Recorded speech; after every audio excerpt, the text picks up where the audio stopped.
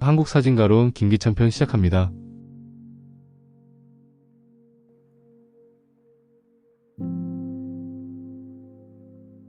저는 2005년에 노블 앤 포토그라피란 책을 쓴 적이 있습니다. 문학과 사진이란 뜻으로서 한국 문학이 사진을 어떻게 바라보고 있는지, 문학의 시선으로서 사진을 탐색하는 조금은 특별한 책이었죠. 당시 한국 현대문학의 주요 작가로 꼽히던 공지영과 신경수, 그리고 구요소와 윤대영, 그리고 또 한강에서 배수아까지 20여 명의 소설가들의 소설 속에서 그들이 사진을 향한 태도, 그리고 사진을 이해하고 사진을 바라보는 시선들을 살피려는 의도였습니다.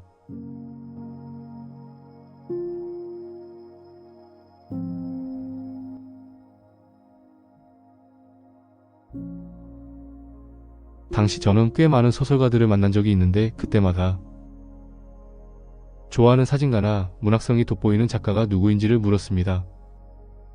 그 당시 가장 많이 언급된 작가가 오늘의 주인공 김기찬이었죠.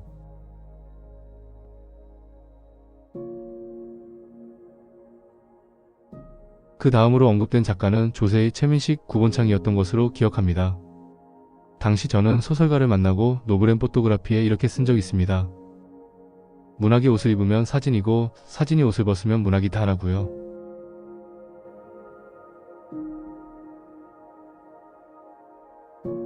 그렇습니다.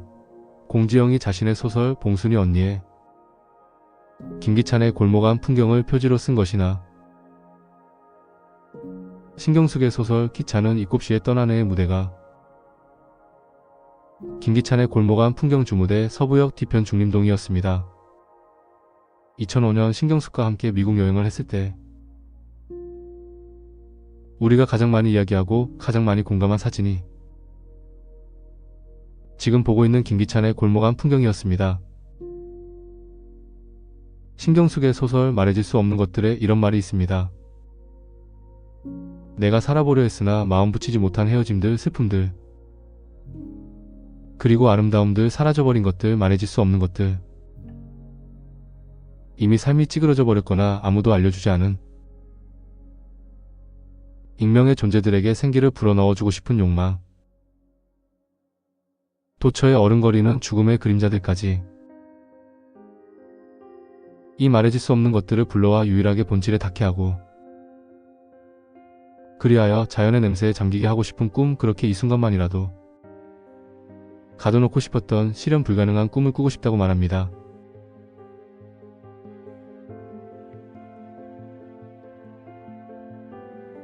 이런 신경숙의 사진적 시선에 대해서 박완서는 이렇게 말하죠. 대상과 시점 사이에서 얼마큼 거리를 유지하고 바라보아야 가장 쓸쓸하고 적당히 슬프고 그리고 보기 싫은 것이 지워지는 슬프면서도 아름다운 구도가 되는지를 누구보다 잘 터득하고 있는 작가가 신경숙이다라고요. 신경숙 소설의 출발점은 서울역 앞 대우빌딩이었습니다. 그리고 소설의 종착역은 서울역 뒤편 중림교회였죠. 고향 정읍에서 무작정 상경한 신경숙이 처음 본 빌딩이 두렵게 다가온 서울역 앞 거대한 대우빌딩이었다고 합니다. 그래서 소설 속에 살면서 서울역을 벗어난 적 없다고 말했습니다. 그녀의 소설 기차는 7시에 떠난 해의 공간성이 그곳이죠. 김기찬 사진의 출발점 또한 서울역이었습니다.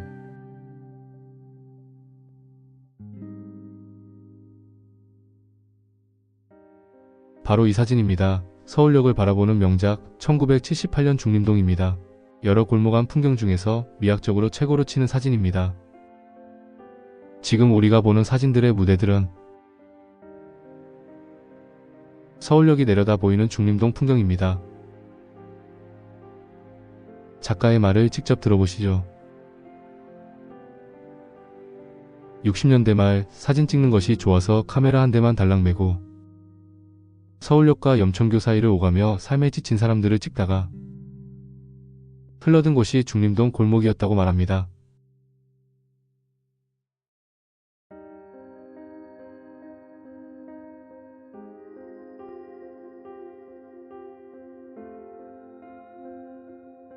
김기찬의 사진은 곧 신경숙의 소설 속 무대입니다. 두 사람의 문학과 사진의 시선이 일치합니다. 두 사람이 공유했던 현존제의 부재는 소설가에게는 오로지 문학적 기억으로 환원되고 사진가에는 오로지 사진적 추억으로 환원됩니다. 비오는 날 아이를 업고 중림동 고개마루에서 남편이 일 나간 서울역 쪽을 바라보는 시선에서 김기찬과 신경숙 두 사람이 바라보는 것은 삶의 경계선입니다. 더 이상 다가갈 수 없는 삶의 인식인 것이죠. 그것이 바로 중림동 고개마루에서 서울역 대우빌딩 사이입니다.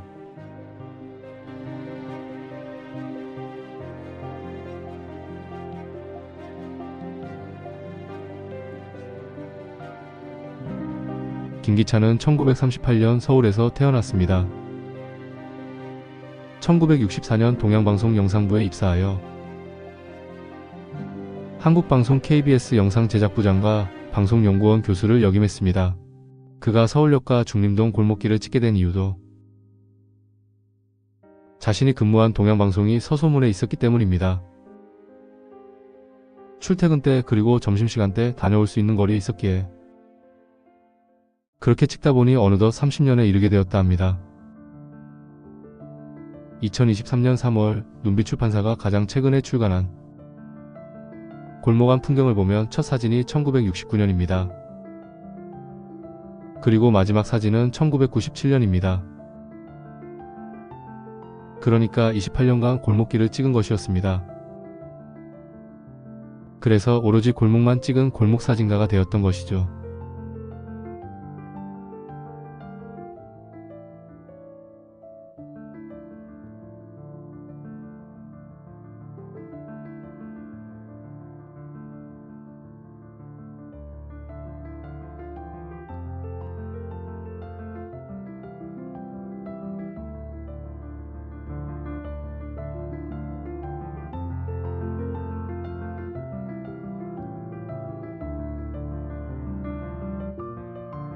김기찬이 본격적으로 사진에 관심을 가진 것은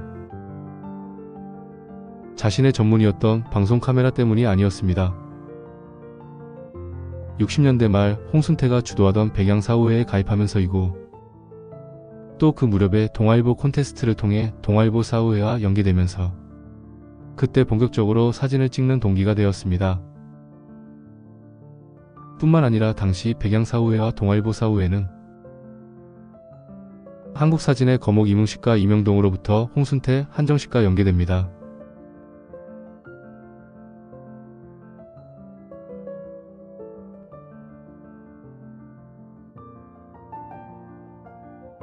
특히 김기찬이 본격적으로 사진에 몰두한 70년대 한국사진은 이문식, 이명동, 홍순태라는 동아일보 사진 콘테스트 라인이었습니다. 때문에 김기찬이 순탄하게 사진의 길을 걸었다고 할 수 있습니다.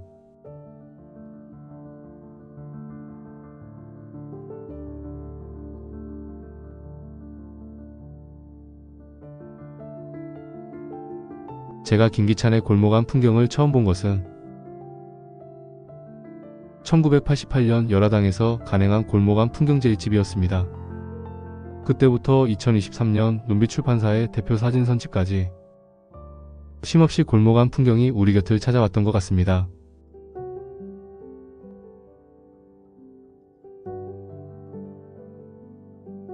지금 보시는 이 아이가 이 아이처럼 자란 모습처럼 말입니다.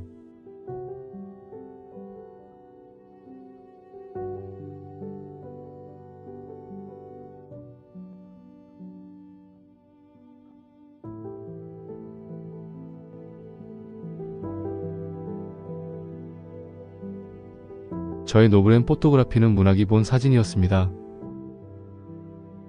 김기찬의 골목 안 풍경처럼 문학이 본 사진과 시선들이었죠.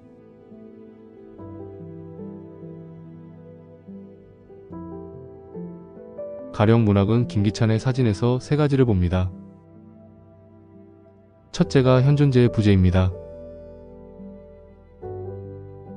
처음부터 없었던 부재가 아니라 존재가 빠져나간 일시적 부재이죠. 둘째가 고립입니다. 이때 고립은 무언가를 막은 고립이 아니라 어쩌지 못하는 소외의 간극입니다. 셋째가 상처입니다. 문학의 시선에서 김기찬의 골목은 슬픈 상처입니다. 제가 허영만의 식객에서 차용한 말입니다. 허영만이 말하길 세상의 맛은 어머니들의 숫자만큼 있다고 했는데 그러하듯이 골목길의 사연은 어머니들의 눈물만큼 있다고 말입니다.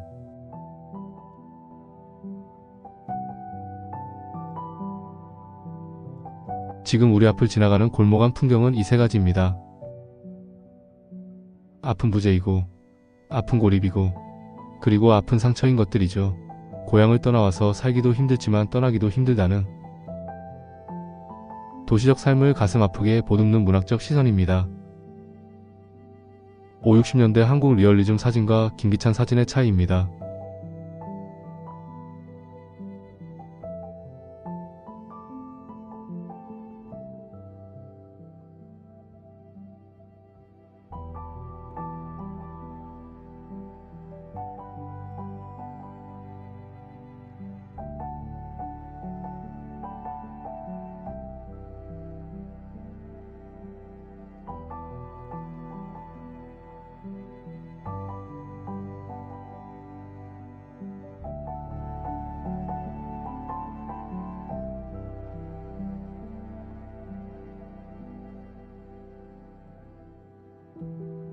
제가 김기찬 선생을 단둘이 만난 건 2000년 가을이었습니다.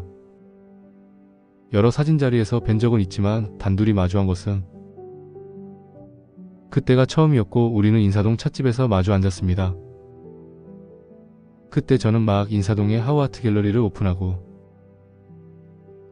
2001년에 선보일 2개의 전시를 준비하고 있었는데 첫 번째 전시는 2001년 2월 예정 아째가 본 서울이었고 두 번째 전시는 2001년 3월 예정 미명의 새벽이었습니다. 김기찬 선생을 미명의 새벽 전에 초대하고자 만난 것이었는데 지금도 당시의 선생의 얼굴과 목소리를 생생하게 기억합니다. 전시 초대 고맙네. 비로소 작가로서 인정받는 것 같네 라고 말했죠.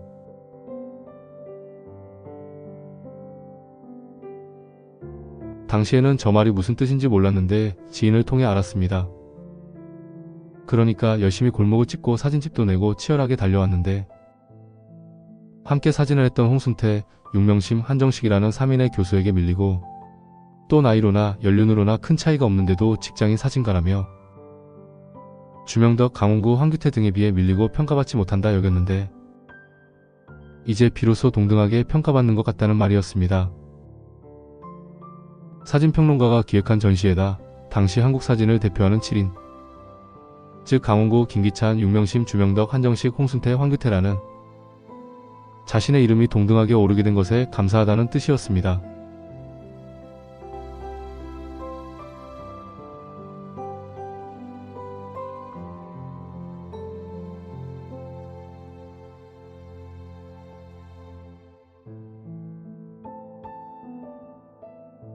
지금 보시는 모퉁이는 골목 안 풍경의 주요 로케이션입니다. 골목길에서 모퉁이는 간과할 수 없는 스토리텔링의 공간이죠. 필연적으로 골목들에는 모퉁이가 있을 수밖에 없고 그 모퉁이가 삶의 애환을 품는 로케이션이 되죠. 떠나는 사람의 마지막을 바라보게 하는 공간이자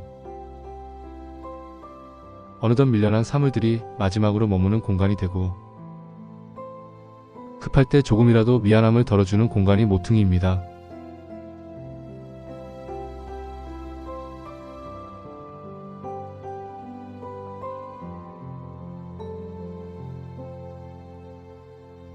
지금 우리 앞을 지나가는 사진에는 반가운 손님들이 있습니다. 아이들에게도 반갑고 어머니들에게도 반가운 사람입니다.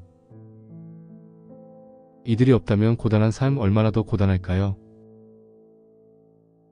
김기찬은 그것들을 놓치는 법이 없습니다.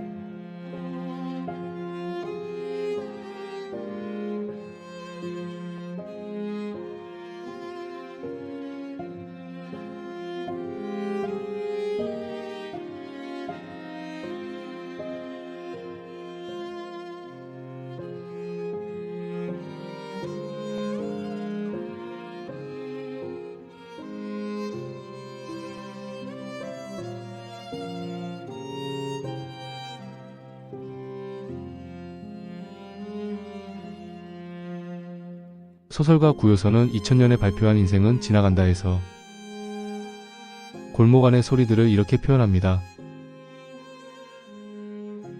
골목의 소리는 한 장의 흑백 사진처럼 아주 천천히 재생되는데 그날의 잊혀진 숨결이면서 지나간 삶을 위로하고 감싸는 붕대 같다. 내 유년의 긴 겨울이 고스란히 박혀있는 서러운 추억이다라고요. 그렇습니다. 김기찬의 골목 안 풍경도 구요서가 소설에서 말한 것처럼 서러웠던 시절에 건넜던 인생이란 물살 위에 놓인 징검다리 같은 것입니다. 골목 안 놀이와 소리에 대한 문학적 시선이 아닐 수 없죠.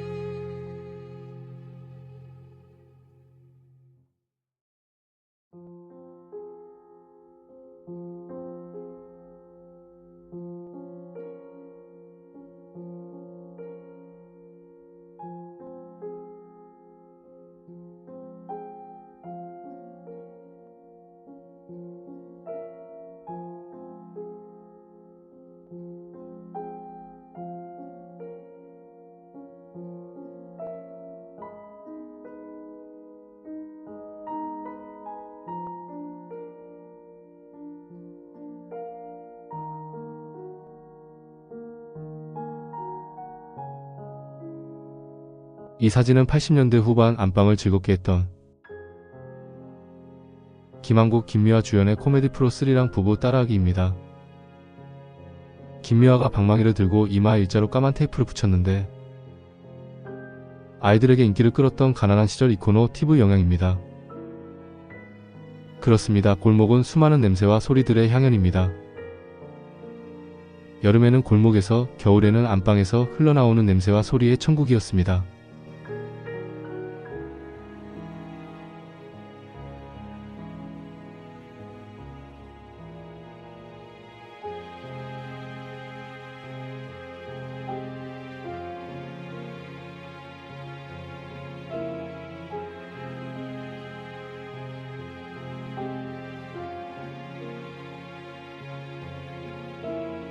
이 사진은 영화 같은 장면입니다. 김기찬의 골목 안 풍경 중에서 가장 영화 같은 사진입니다.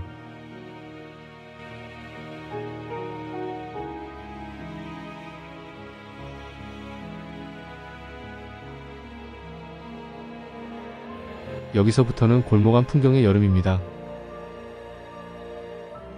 그 시절 골목 안 여름이 어떠했는지 감상하시기 바랍니다.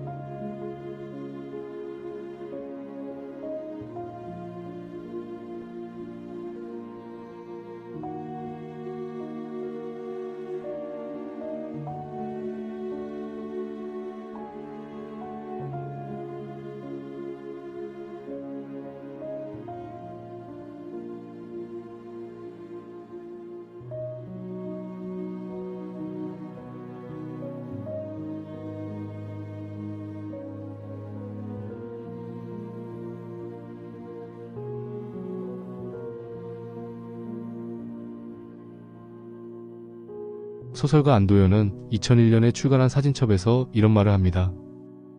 사진에는 더 많은 말들이 있다. 실제적인 것보다 더 많은 추억이. 마치 사실인 것처럼 더 깊은 진실이 담겨져 있는데 나는 사진을 보면서 기억에도 없는 나와는 아무런 상관이 없는 지나가는 모든 사람들의 옷차림과 삶의 풍경을 떠올려 본다. 1964년 그 해에는 어떤 일들이 있었으며 어떤 햇살과 어떤 바람이 아직 아랫도리를 제대로 챙겨 입지 못한 어린아이들 곁에 있었을까라고요.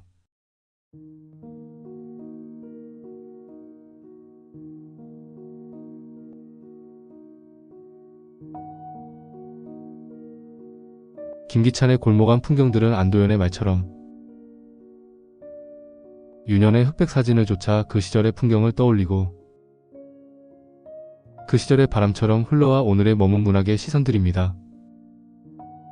그 시절 태어난 곳이 다르고 살았던 곳이 달라도 추억은 같습니다. 안도연의 사진첩을 읽은 소설가 김인숙이 이런 평을 합니다. 사진은 추억만을 찍지 않고 미래도 찍습니다. 아직 다가오지 않은 미래가 담겨있는 사진처럼 안도연의 사진첩은 나도 모르게 빙긋 웃음 짓다가 나도 모르게 멍해진 시간 창밖에는 여전히 햇살이 밝습니다. 라고요. 지금 이들 소설가들이 말한 모든 것들이 김기찬 사진에 있습니다.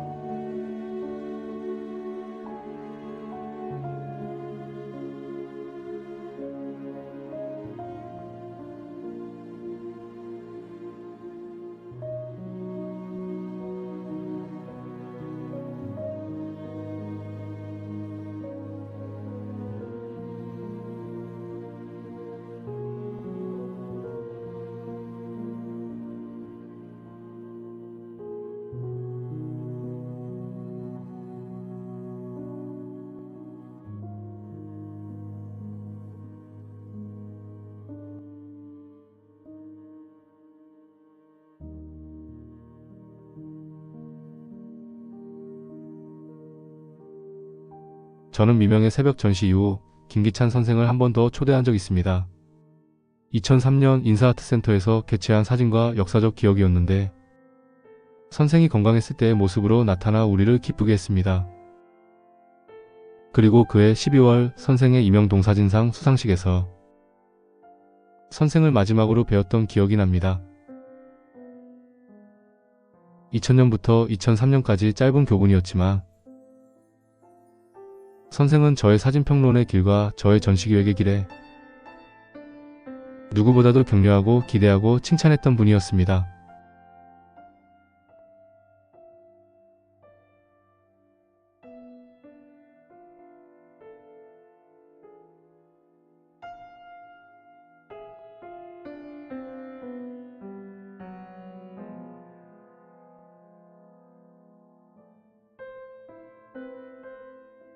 이번 포스팅을 준비하면서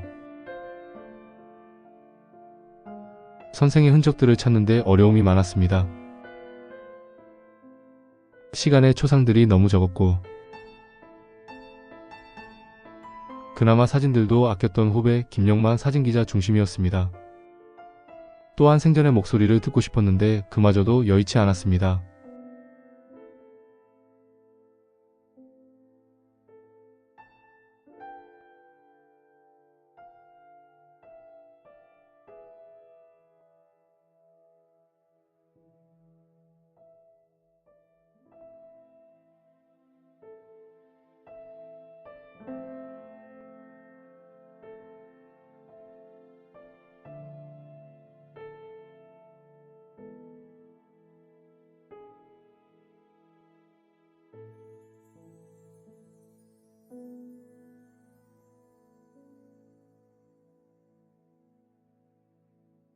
한국 사진가 김기찬은 작고했지만 사진은 영원합니다. 또한 그의 자국 사진집들이 수시로 그를 기억시킵니다. 골목안 풍경만큼 사랑받고 인기 있는 사진집도 드물 것입니다. 물론 이 모든 것들은 눈빛 출판사의 공로입니다. 작가에게 사진집이 얼마나 중요한지 가장 잘 보여주는 사례가 저는 한국 사진사에서 최민식과 김기찬이라고 생각합니다. 이분들 뒤에는 항상 눈빛 출판사가 있습니다.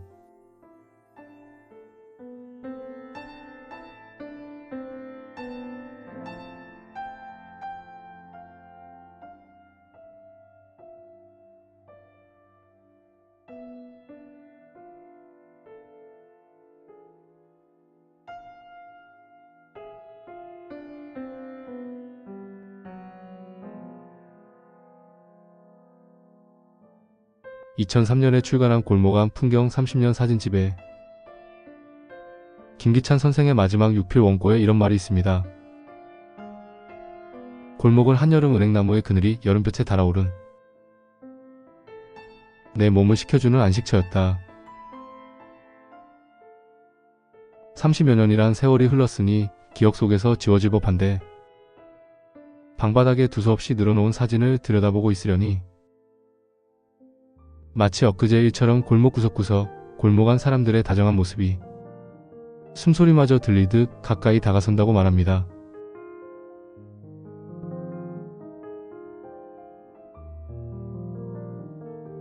그렇습니다. 이것이 다큐멘터리 사진입니다.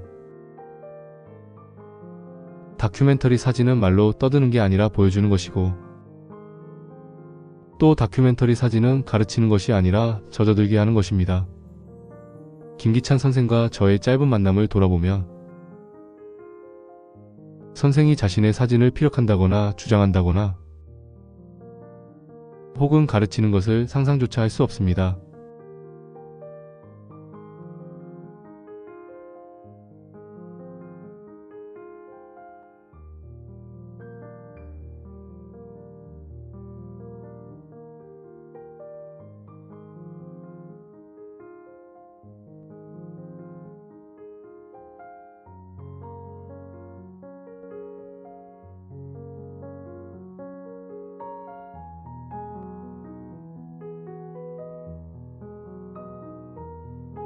그렇다면 김기찬의 골목 안 풍경은 무엇일까요?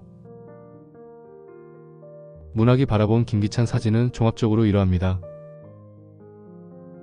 그의 골목 안 풍경은 그저 잔잔한 시간의 강물, 소리내지 않고 흘러가는 강물처럼 지나갈 뿐, 그런 삶을 살았던 사람이나 그렇지 않았던 사람이나, 그리고 살짝 아픈, 조금 일찍 세상을 떠났던 그리움 모두의 언니, 누나 같은 사진입니다.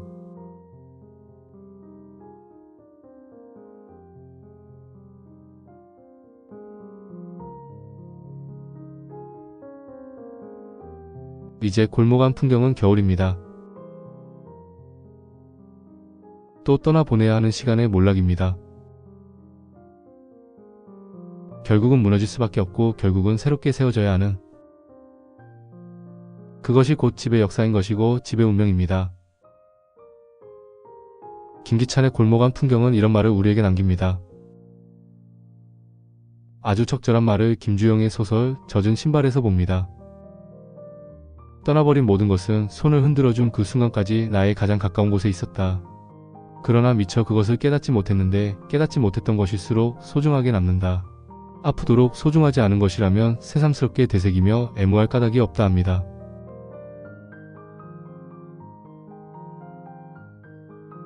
바로 이것이 김기찬의 사진입니다. 아프도록 소중하니까 되새기며 애무하는 사진인 것이죠.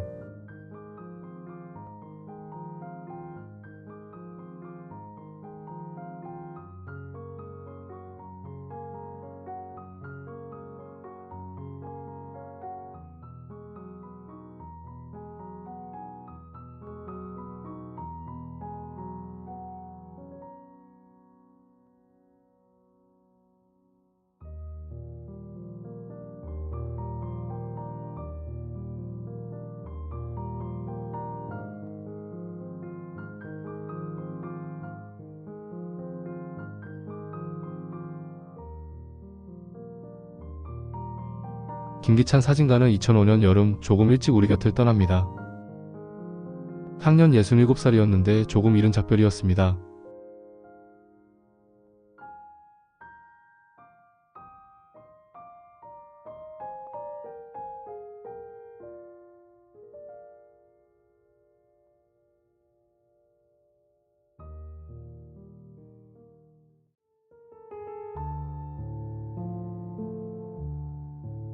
지금 사진들은 김기찬의 골목 안 풍경 역대 사진집입니다.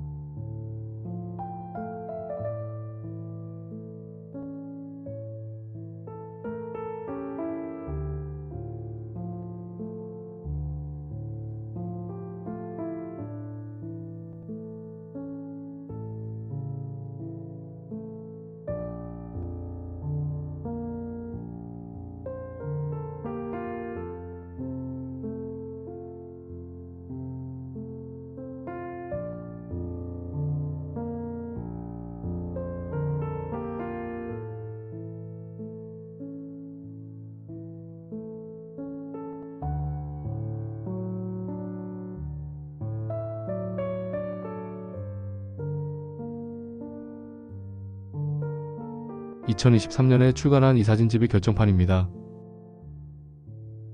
마지막으로 김기찬의 시간의 풍경 보시겠습니다.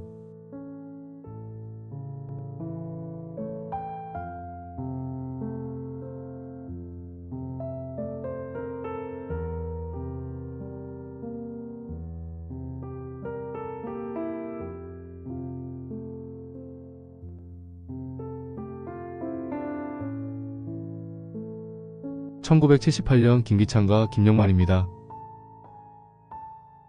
사진계에서 형제 이상이었습니다. 두 사람의 사진이 많은 이유입니다.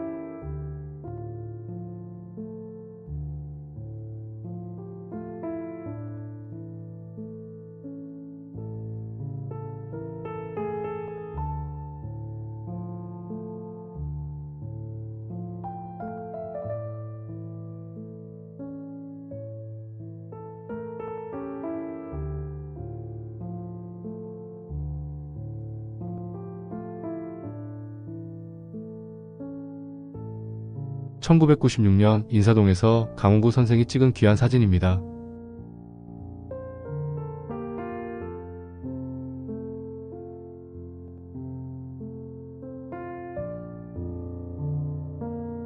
(2003년 12월) 임영동 사진상 수상 장면입니다. 가운데가 임영동 선생입니다.